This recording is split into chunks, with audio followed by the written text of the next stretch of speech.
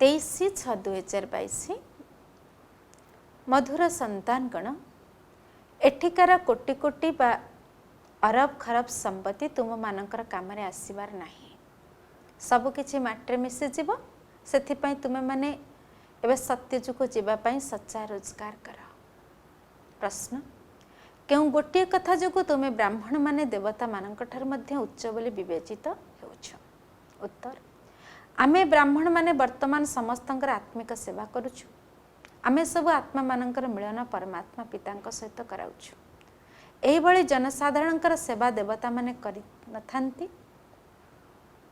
सेठारे तो जेपरि राजाराणी सेहीपरि प्रजा अटंती से माने एठारे जेउ भली पुरुषार्थ करुचंती तार प्रारब्ध भोग करुचंती से माने कौन सेवा करूनांती सेथिपई तुमे सेवाधारी ब्राह्मण माने देवता मानक ठारु मध्य उच्च अट ओम शांति एठारे जेउ मानकर सभा एठारे केउ मानकर सभा लागि जीवात्मा एवं परमात्मा जहाँकर शरीर अच्छे से मानक जीवात्मा कह जाउछि तेबे एमान हेले मनुष्य एवं तांको परमात्मा बोली कहउछंती जीवात्मा एवं परमात्मा अलग रहिले बहुकाल एठाको मंगल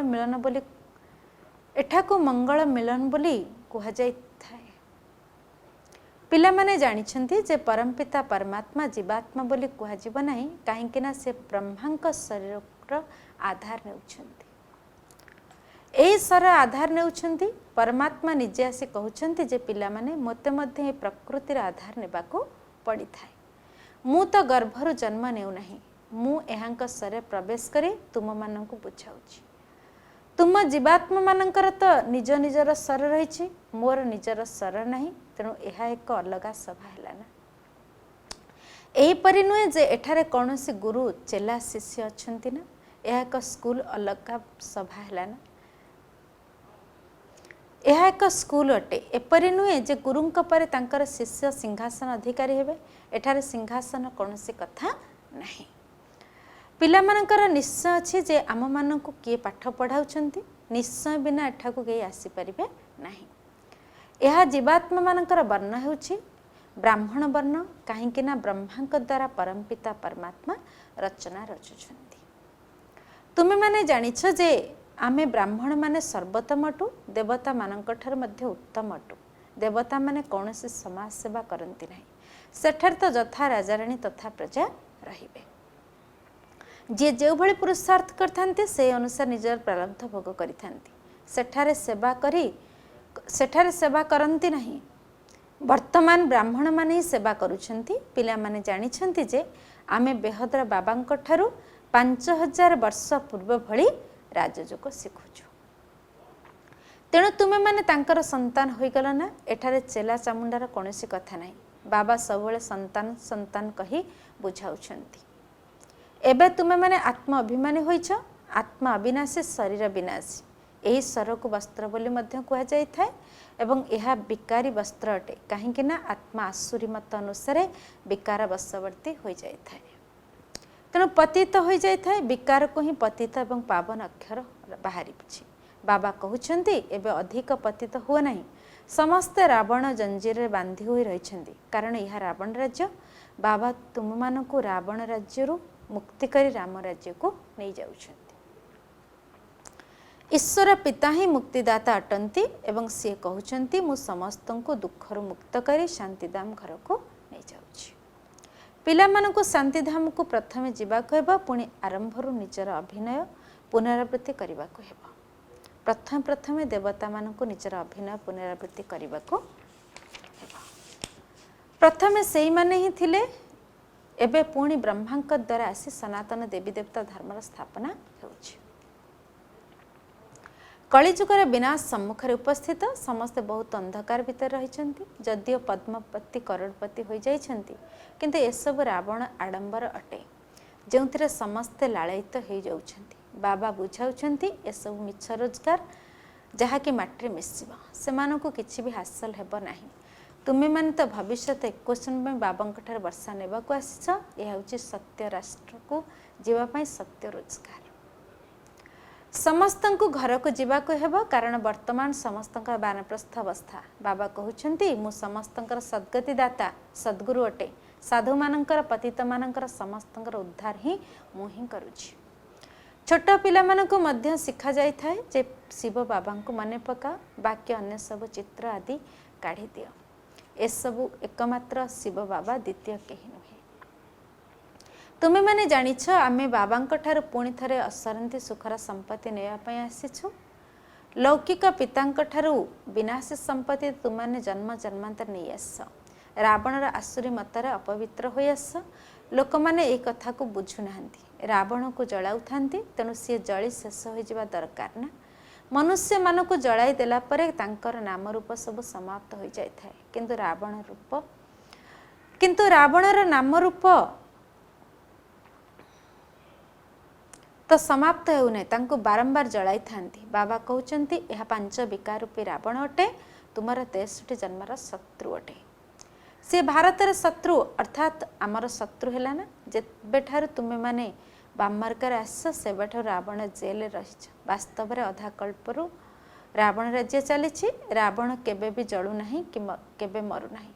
एबे तुमे जानुछ जे रावण राज्य आमे बहुत दुखी हो जाइछु। या सुख एवं दुखर खेलटे गान मध्य करा जाय थाय जे माया ठारू हारिले हारिबो, पुणी माया ठारू जितिले जितिबो। एबे माया ठारू विजय होई आमे पुणी थरे राम राज्य नेउछु।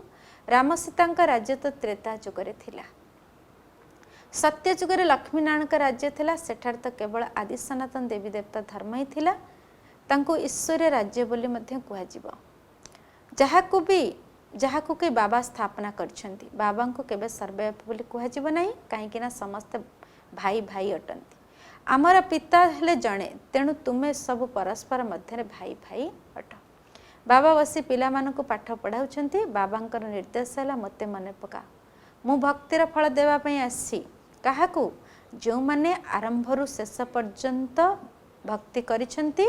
प्रथमे तुमे माने एकमात्र शिव बाबांकर भक्ति करुथिल। सेमानंकर मंदिर केते बड़, तेणु विचार करिबा दरकार जे आमे केते साहुकार थिलु। एबे तुमे माने गरीब मूल्यहीन हो जाइछ। एबे तुमर 84 कथा मने पड़ुछि। वर्तमान तुमे जानिछ जे आमे कौन थिलु, पुणी कौन हो जाउछु। वर्तमान तुमर सबकिछि मने पड़ुछि। स्मृतिलब्धा अक्षर मध्य वर्तमान समर। यार अर्थ नुहे जे भगवान आसी संस्कृत गीता शुणाई थिले। जदि संस्कृत होइथांता तेबे तुमे माने किछि भी बुझी पारि नथांत। तेणु हिंदी भाषा ही मुख्य अटे, जहाँकि एही ब्रह्मांकर भाषा। मु सेई भाषा ही बुझाउछि।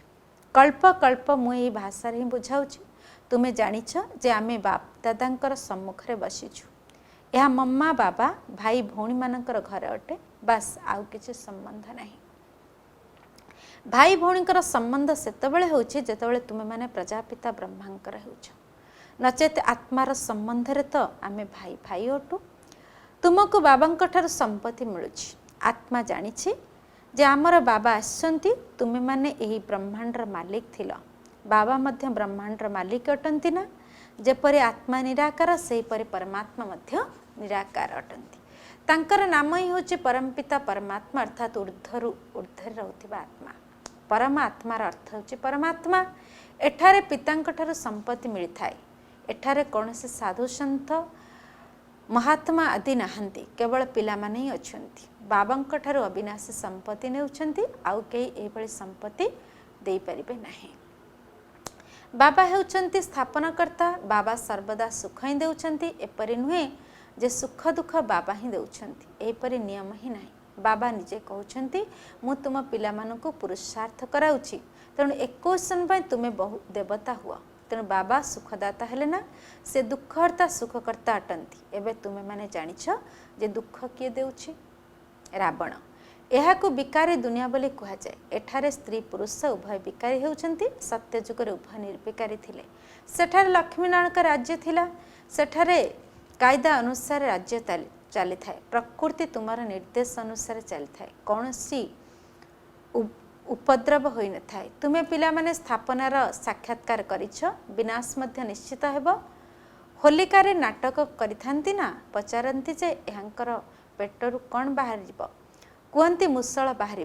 तेबे सठिक नाटक करिथांती ना तेबे सठिक कथा तो तुमे माने ही जानिछ। सेमानंकर विज्ञान क्षमता केते शक्तिशाली यह मध्य बुद्धिर कथा ना। वैज्ञानिक मानकर केते गर्व रही सुख पाई केते प्रकार जिनिस उड़ाजाहाज आदि तैयारी करुछंती पुणी एही जिनिस द्वारा विनाश मध्य करिवे शेष समय निज कूलरे ही विनाश करिवे। तुमे तो गुप्त तुमर कहा सहित लड़ाई करिबार नहीं तुमे काहाकू दुख देउना। बाबा कहउचंती मन वचन कर्म रे काहाकू भी दुख दिए नहीं।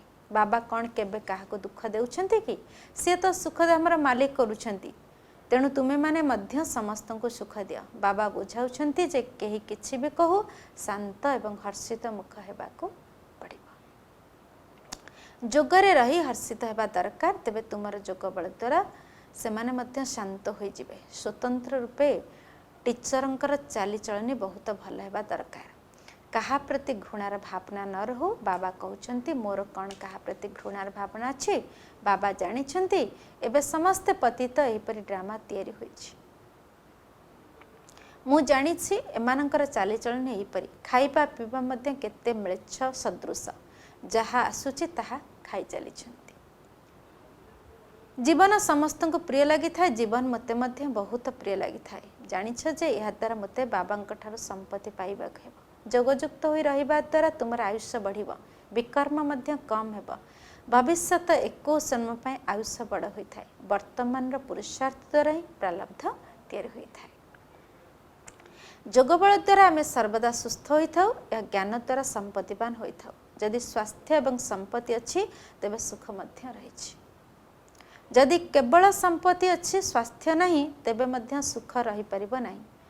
एमिति बहुत राजा बहुत बड़ बड़ साहुकार मध्य जो माने शारीरिक अक्षम अथवा बेमार होई थांती तेबे सेमानंक पई बहुत सेमानंक पई मध्य कुआ जाय था जे एभली किछि विकर्म करिसंती जहार फल मध्य मिलुछि। बाबा तुमको तो बहुत कथा सुनाउछंती किंतु एपरि नुहे जे बाहर को चली गला पर एठाकार कथा एठारे ही रही जिवो। एपरि तो हेबा उचित नुहे पक्का धारणा करिबाकू हेबो। किछि भी जेपरि मने न पड़ू केवल शिव बाबा मने पड़ी थाउ अंतरे बहुत गुप्त महिमा करिबाकू हेबो। बाबा एकथा मध्य मन चित्तरे बाबा एकथा मन चित्तर मध्य नथिला जे आपण आसी हमको पढ़ाइबे। एकथा कौन शास्त्र मध्य नहीं जे निराकार परमपिता परमात्मा आसी पाठ पढ़ाउछंती। बाबा एबे आमे माने जानी जाइछु किंतु बाबांकर नाम बदले श्रीकृष्ण का नाम लिखि दैछंती। तेणु गीता खंडन हो जाइछि एहाकु तो कृष्णंकर चरित्र बोली कह जाय परिबो नाही। गीता हेउछि एवं संगम जुगर शास्त्र किंतु मनुष्य माने एहाकु द्वापर देखाइछंती। तेणु बाबा कहउछंती पिला माने एबे एही सब कथा को छाड़ी पाठ पढ़ा प्रति ध्यान रखिबा हेबो। जदि जोगयुक्त होई न रहिबो एवं पाठ पढ़ारे मस्त न रहिबो तेबे समय नष्ट होई जिवो। तो तुमरा समय बहुत मूल्यवान सेथिपई ही संगम जुगी समय को नष्ट करिबा संगम जुगे समय को नष्ट करिबा उचित नुहे। जदियो सारा निर्वाह कर बाकी फालतू ख्याले समय नष्ट करिबा उचित नुहे। तुम मानकर गोटे गोटे सेकेंड हीरा तुल्य मूल्यवान अटे। सेथिपई बाबा कहउचंदी मन मना भव बा से समय ही लाभदायक अटे बाकी सब समय नष्ट हो जाउछि। चार्ट रख आमे केते समय व्यर्थरे नष्ट करि देउछु।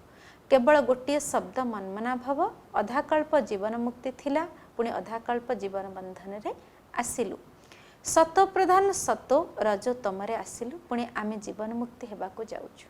आमको एही भली बाबा ही करूछंती।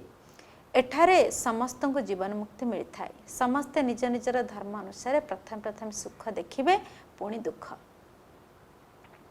नुआ नुआ आत्मा माने जे कि प्रथम एठाको आसंती से माने सुख भोग करंती। केते जनकर बहुत महिमा मध्य होता है कहीं ना नुआ आत्मा होइथिबा कारणरू तांका पाखरे शक्ति रही थाए।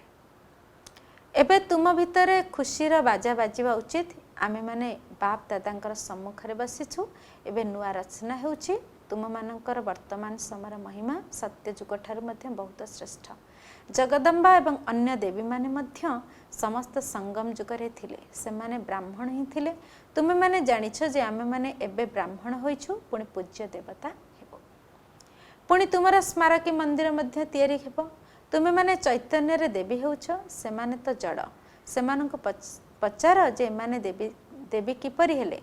जदि केही किछि कथा पचारुछंती तेबे तांकु बुझा जे आमे माने ही ब्राह्मण थिलु पुणी देवता हेउछु।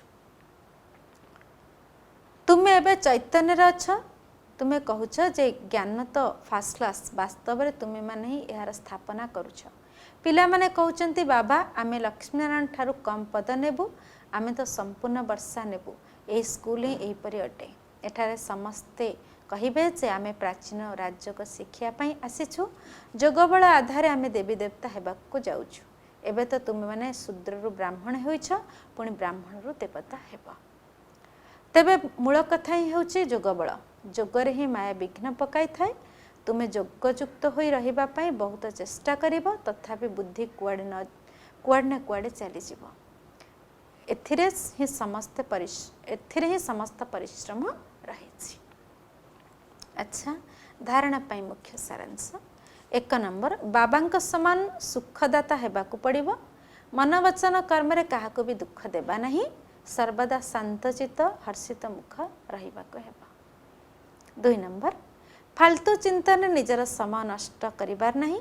भितरे भितरे बाबांकर महिमा करिबाकू हेबा। वरदान, श्रेष्ठ मत अनुसार कर्मयोग्य ही प्रत्येक कर्म करुथिबा कर्म बंधन मुक्त हुआ। विस्तार, जो पिला माने श्रेष्ठ मत अनुसार प्रत्येक कर्म करिबा सहित बेहदर निसार रही थांती, सेमाने कर्म करुथिले मध्य कर्मर बंधन रे आसी न थांती, सेथिरु स्वतंत्र रही थांती। कर्मयोग्य ही कर्म करिबा द्वारा सेमानंक निकटरु दुखर ढेउ आसीपार नहीं। सेमाने सर्वदा बंधन मुक्त अवस्था रे रही थांती। कौनसी भी कर्मर बंधन सेमानंक निज आड़क आकर्षित करि परिबो नहीं। सेमाने सर्वदा मालिक होई कर्मेंद्रिय मानक द्वारा कर्म कराई थांती, सेथिपई सेमानंकु बंधन मुक्त स्थितिर अनुभव होई थाए। एही भली आत्मा निजे मध्य सर्वदा खुशी रही थाए एवं अन्य मानक मध्य खुशी देई थाए। स्लोगान, जदि अनुभवर अधिकारी होई जिवो तेबे केबे भी धोखा खाइबो नहीं। अच्छा, ओम शांति।